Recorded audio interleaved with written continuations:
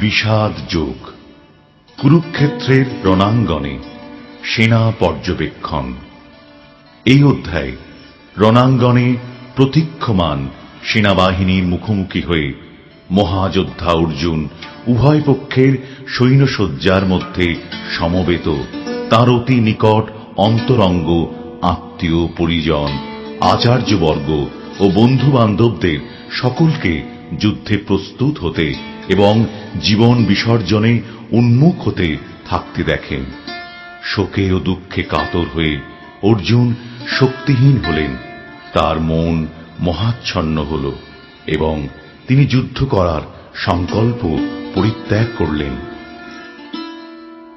ধৃতরাষ্ট্র উবাচ ধর্মক্ষেত্রে কুরুক্ষেত্রে সমবেতাयुत्सवः মামকাঃ পাণ্ডবাশ্চৈব কিমকুর্বত সঞ্জয়। ধৃতরাষ্ট্র জিজ্ঞাসা করলেন, হে সঞ্জয়, ধর্মক্ষেত্রে যুদ্ধ করার মানসে সমবেত হয়ে আমার পুত্র এবং পাণ্ডুর পুত্রেরা তারপর কি করল?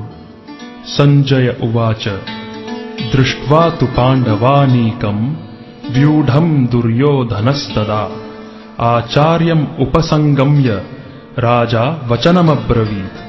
সঞ্জয় বললেন, হে রাজন, পাণ্ডবদের সৈন্যসজ্জা দর্শন করে রাজা দুর্যোধন দ্রোণাচার্যের কাছে গিয়ে বললেন, पश्यैतां पाण्डुपुत्राणाम् आचार्य महतीं चमूं व्यूढां द्रुपदपुत्रेण तव शिष्येण धीमता।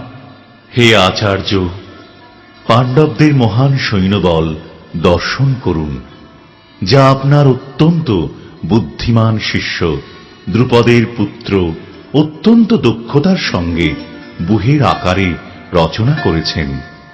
अत्र शूरा महेश्वासा भीमार्जुन समायुधि युयुधानो विरातश्च द्रुपदश्च महारथः धृष्टकेतुश्चेकितानः काशीराजश्च वीर्यवान् पुरुजित् कुन्तिभोजश्च शैब्यश्च नरपुङ्गवः युधामन्युश्च विक्रान्त उत्तमौजाश्च वीर्यवान् सौभद्रो द्रौपदेयाश्च सर्व एव महारथा।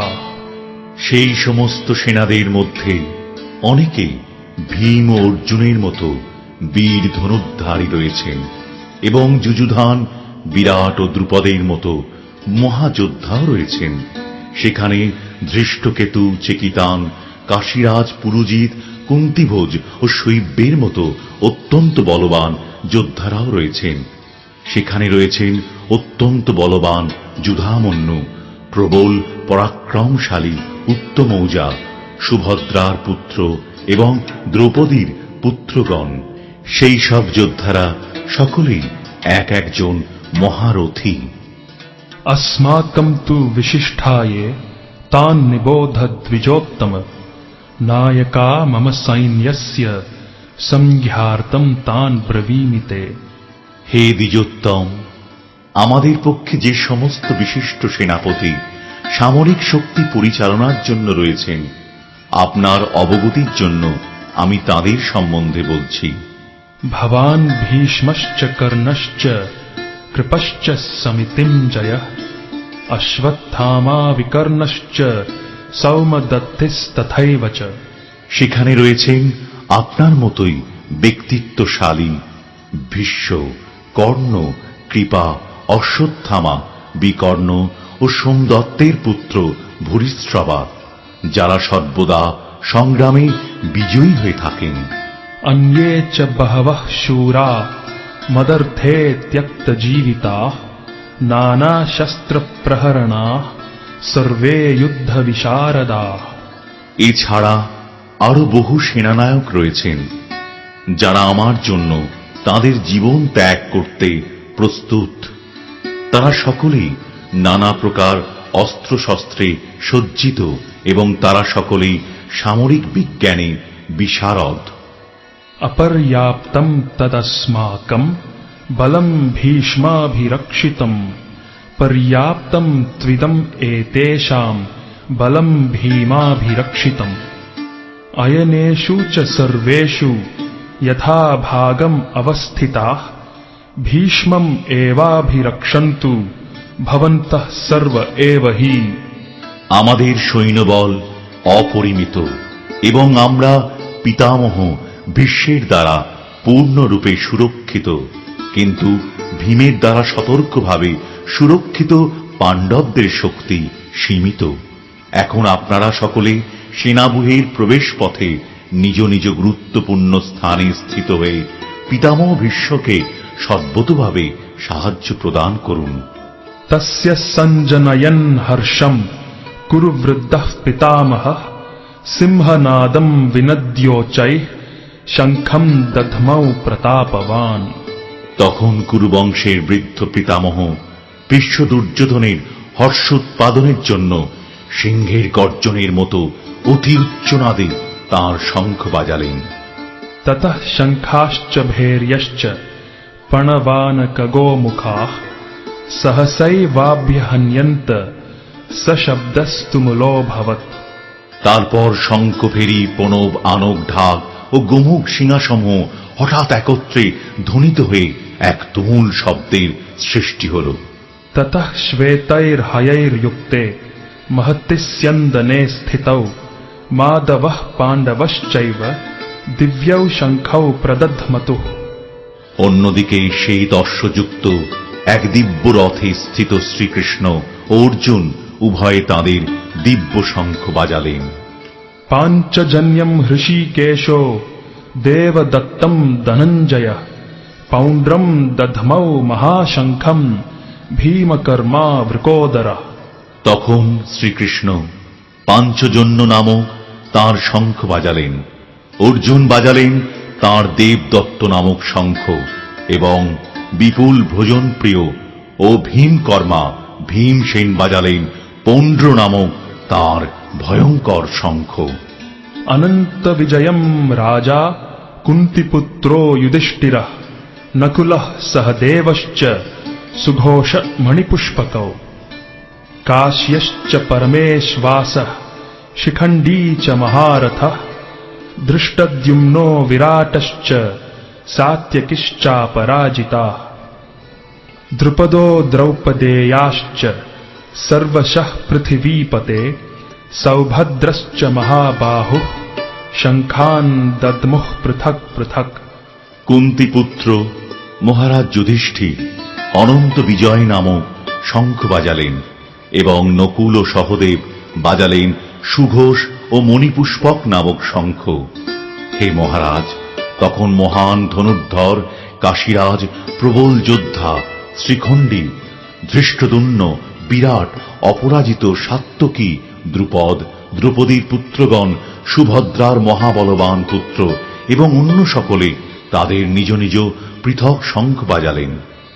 सघोषो धार्तराष्ट्राणाम् हृदयानि व्यदारयत् नभश्च पृथिवीं चैव तुमुलोऽभ्यनुनादयन्।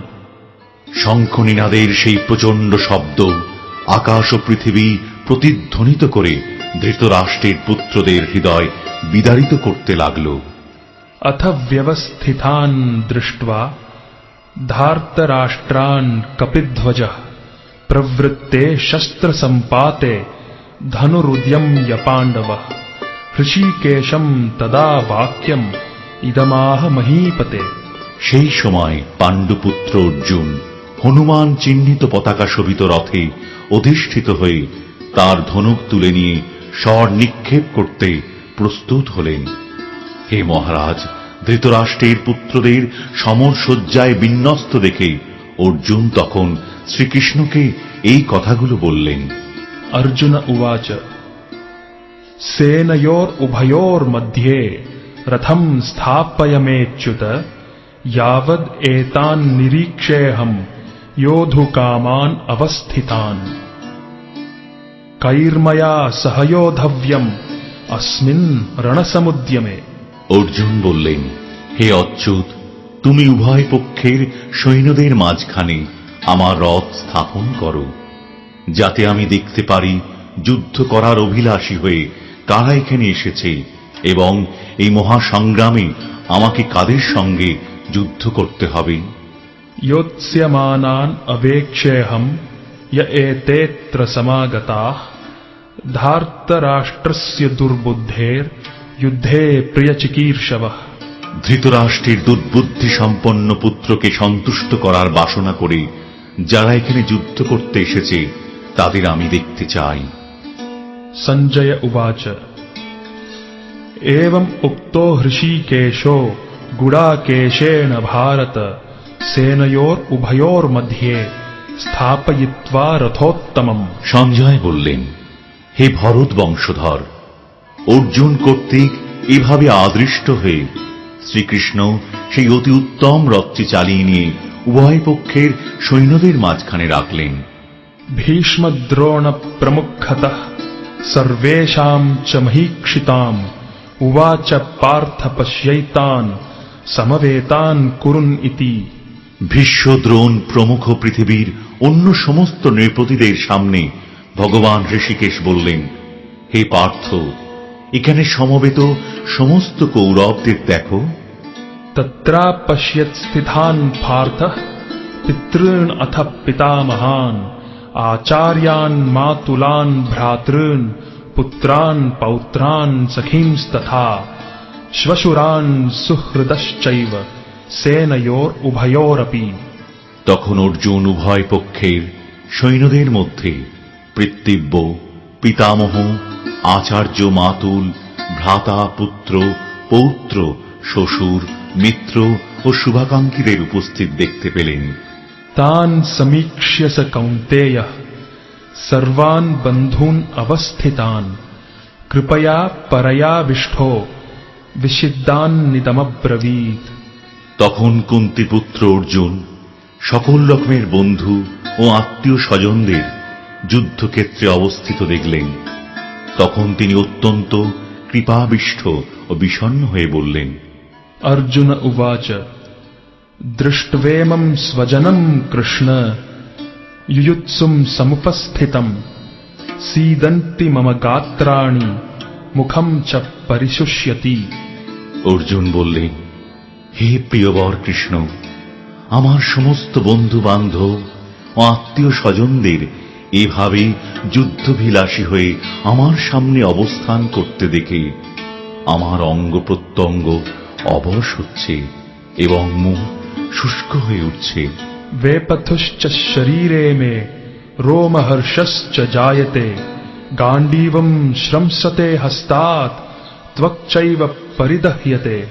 আমার সর্বশরীর কম্পিত ও রোমাঞ্চিত হচ্ছে, আমার হাত থেকে গাণ্ডীব খসে পড়ছে এবং ত্বক যেন জ্বলে যাচ্ছে। न च शक्नोम्यवस्थातुम् ब्रह्मतीव च मे मनः निमित्तानि च पश्यामि विपरीतानि केशव। হে কেশব, আমি এখন আর স্থির থাকতে পারছি না, আমি আত্মবিস্মৃত হচ্ছি, আমার চিত্ত উদ্ভ্রান্ত হচ্ছে। হে কেশী দানবহন্তা শ্রীকৃষ্ণ, আমি কেবল অমঙ্গল সূচক লক্ষণসমূহ দর্শন করছি। न च श्रेयो अनुपश्यामि हत्वा स्वजनमाहवे न काङ्क्षे विजयम् कृष्ण न च राज्यम् सुखानि च। হে কৃষ্ণ, যুদ্ধে আত্মীয় স্বজনদের নিধন করা শ্রেয়স্কর দেখছি না, আমি যুদ্ধে জয়লাভ চাই না, রাজ্য এবং সুখভোগও কামনা করি না। किं नो राज्येन गोविन्द किं भोगैर्जीवितेन वा येषाम् अर्थे काङ्क्षितं नो राज्यं भोगा सुखानि च। तैमेव स्थिता युद्धे प्राणां त्यक्त्वा धनानि च आचार्याः पितरः पुत्रास् तथैव च पितामहाः मातुलाः श्वशुराः पौत्राः श्यालाः सम्बन्धिनस्तथा एतान्न हन्तुम् इच्छामि घ्नतोऽपि मधुसूदन। अपि त्रैलोक्यराज्यस्य हेतोः किं नु मही कृते निहत्य धार्तराष्ट्रान्नः का प्रीतिः स्यात् जनार्दन। হে গোবিন্দ, আমাদের রাজ্যে কি প্রয়োজন, আর সুখভোগ বা জীবন ধারণেই বা কি প্রয়োজন? যখন দেখছি যাদের জন্য রাজ্য ও সুখভোগের কামনা, তারা সকলেই এই রণক্ষেত্রে আজ উপস্থিত। হে মধুসূদন, যখন আচার্য, পিতৃব্য, পুত্র, পিতামহ, মাতুল, শ্বশুর, পৌত্র, শালক ও আত্মীয় স্বজন সকলেই প্রাণ ও ধনাদির আশা পরিত্যাগ করে আমার সামনে যুদ্ধে উপস্থিত হয়েছেন, তখন তারা আমাকে বধ করলেও আমি তাদের হত্যা করতে চাইব কেন? হে সমস্ত জীবের প্রতিপালক জনার্দন, পৃথিবীর তো কথাই নেই, এমনকি সমগ্র ত্রিভুবনের বিনিময়েও আমি যুদ্ধ করতে প্রস্তুত নই। ধৃতরাষ্ট্রের পুত্রদের নিধন করে কি সন্তোষ আমরা লাভ করতে পারব? पापमेवाश्रयेद अस्मान् हत्वैतान् आततायिनः तस्मान् नार्हा वयं हन्तुं धार्तराष्ट्रान् स बान्धवान् स्वजनं हि कथं हत्वा सुखिनः श्याम माधव। এই ধরনের আততায়ীদের বধ করলে মহাপাপ আমাদের আচ্ছন্ন করবে। সুতরাং বন্ধু বান্ধব সহ ধৃতরাষ্ট্রের পুত্রদের সংহার করা আমাদের পক্ষে অবশ্যই উচিত হবে না। হে মাধব, লক্ষ্মীপতি শ্রীকৃষ্ণ, আত্মীয় স্বজনদের হত্যা করে আমাদের কি লাভ হবে? আর তা থেকে আমরা কেমন করে সুখী হব? यद्यप्येते न पश्यन्ति लोभोपहत चेतसः कुलक्षय कृतं दोषं मित्रद्रोहे च पातकम्। कथं न ज्ञेयम् अस्माभिः पापाद् अस्मान् निवर्तितुं कुलक्षय कृतं दोषं प्रपश्यद्भिर्जनार्दन।